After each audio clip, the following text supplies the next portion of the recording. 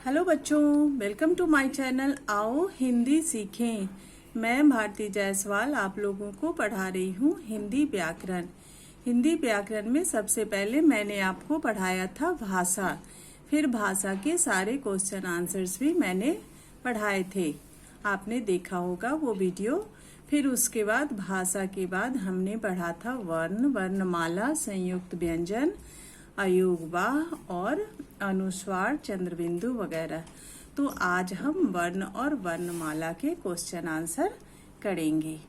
अगर आपने इसके पहले वाला वीडियो नहीं देखा है तो आप एक बार देख लेना, फिर आप अच्छे से समझ पाओगे इसके सारे क्वेश्चन आंसर।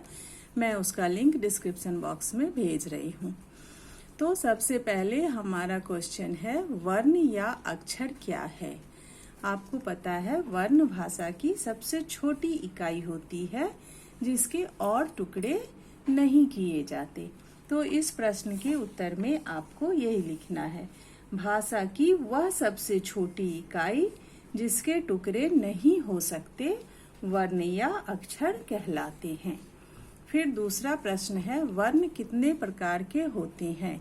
वर्ण 2 प्रकार के होते हैं। इसके उत्तर में आप लिखेंगे वर्ण 2 प्रकार के होते हैं, साथ में उसके नाम भी लिखेंगे, स्वर वर्ण और व्यंजन वर्ण। फिर आता है वर्णमाला क्या है? आपको पता है वर्णों के क्रमबद्ध समूह को वर्णमाला कहते हैं। इसमें स्वर और व्यंजन दोनों वर्ण होते हैं, दोनों वर्ण मिलाकर माला बनते हैं।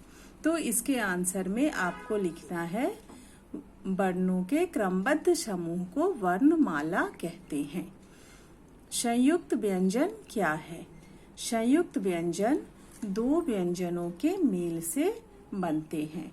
तो आप इसके उत्तर में लिखेंगे अक्ष, त्र, ज्ञ और स्र को संयुक्त व्यंजन माना गया है। ये संयुक्त व्यंजन 2 व्यंजनों के मेल से बनते हैं। फिर हम करेंगे रिक्त स्थानों को भरिए, जिसमें सबसे पहला है स्वर डैश और व्यंजन डैश होते हैं। मतलब ये पूछ रहा है कि स्वर कितने और व्यंजन कितने होते हैं। तो आपको पता है, आप लिखेंगे स्वर 11 और व्यंजन 33 होते हैं। अक्ष तथा त्र डैश व्यंजन कहलाते हैं। अक्ष तथा त्र संयुक्त व्यंजन कहलाते हैं। आप जानते हैं अक्ष, त्र, ज्ञ और स्र संयुक्त व्यंजन है। तो उन्हीं चारों में से 2 यहाँ दे रखा है। अक्ष तथा त्र संयुक्त व्यंजन कहलाते हैं। अंग तथा अह को डैश कहते हैं। यहाँ हम लिखेंगे अयोगवाह। अंग तथा अह को अयोगवाह कहते हैं। वर्ण भाषा की सबसे छोटी डैश है। यहाँ पर आप लिखेंगे वर्ण भाषा की सबसे छोटी इकाई है। फिर आता है चंद्र बिंदु को डैश कहते हैं। तो चंद्र बिंदु को अनुनासिक कहते हैं। आपने पढ़ा था अंक की मात्रा जो होती है उसे हम अनुस्वार कहते हैं और चंद्र बिंदु को अनुनासिक कहते हैं। तो यहाँ आप लिखेंगे अनुनासिक, चंद्र बिंदु को अनुनासिक कहते हैं।